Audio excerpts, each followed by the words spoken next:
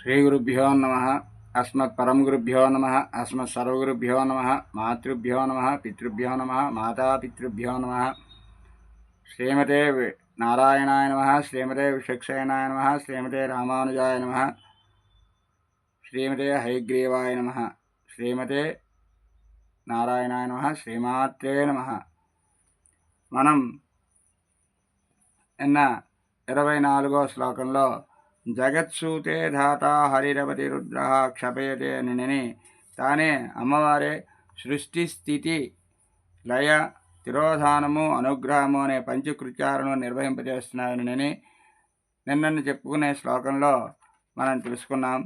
ఈరోజు 25వ శ్లోకంలో మనం ఏమిటండి అంటే అమ్మవారి తాలూకా పూజితే సర్వదేవతా పూజా ఫలము సిద్ధిస్తుందని దీంట్లో ఈ శ్లోకంలో చెప్పబడింది. అమ్మవారి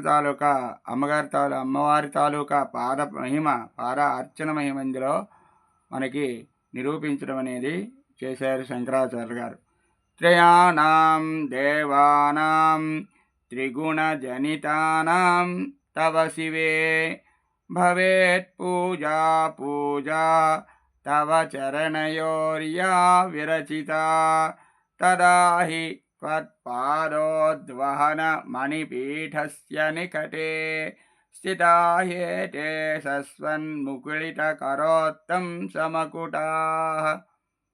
త్రయాణం దేవానాం త్రిగుణజనితానాం తవ శివే భవేత్ పూజా పూజా తవ చరణయోః యా విరచితా తదా హి త్వత్ పాదో ఉద్వహన మణిపీఠస్య నికటే స్థితాః ఏతే సస్వత్ ముకుళిత కరోత్తం సమకుటాః. హే శివే, శివుని భార్య అయిన ఓ పార్వతీ, తవ నీ యొక్క త్రిగుణజనితానాం త్రిగుణములు అయినటువంటి సత్వరజస్తమో గుణములు వలన పుట్టినవారైన త్రయాణం ముగ్గురైన దేవానాం బ్రహ్మ విష్ణు రుద్రులను తవ చరణయో నీ పాదములయందు యా పూజ ఏ పూజ విరచిత చేయబడినదో పూజ అదే వారికి పూజగా భవేత్ అవుతుంది. తదాహి ఆ మాట యుక్తమే అవుతుంది. త్వత్ నీ యొక్క పాదములను ఉద్వహన వహించు ఉంచుకున్నట్టి మణిపీఠస్య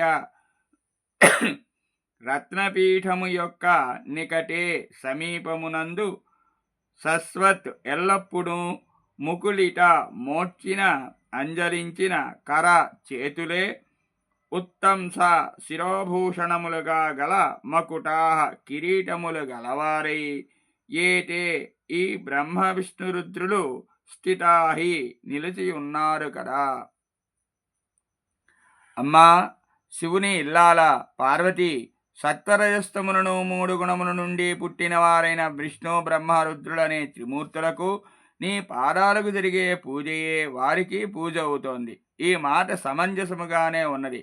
ఎందుకంటే నీ పాదములను పెట్టుకోవడానికి నీవు ఉపయోగించే రత్నపీఠమునకు సమీపములో వారు ముగ్గురు చేతులను ముడుచుకుని ఆ చేతులను తమ తమ తలలపై వారి శిరస్సులయందున్న కిరీటములకు అలంకారమయ్యేటట్లు నిలుపుకొని అణకువతో నిలిచి ఉన్నారు కదా అని శంకరాచార్యులు గారు మనకి దీంట్లో చెప్పింది. త్రిమూర్తులు దేవి పాదాలకు నమస్కరిస్తూ దేవి తన పాదాల వద్దే పెట్టుకునే రత్నపీఠ సమీపంలోనే చేతులెత్తి ముక్కుతూ ఉంటారు. అందువలనే దేవి పాదాలను పూజ చేస్తే త్రిమూర్తులకు కూడా పూజ చేసినట్టే అవుతుందని దేని తాలూకా భావం.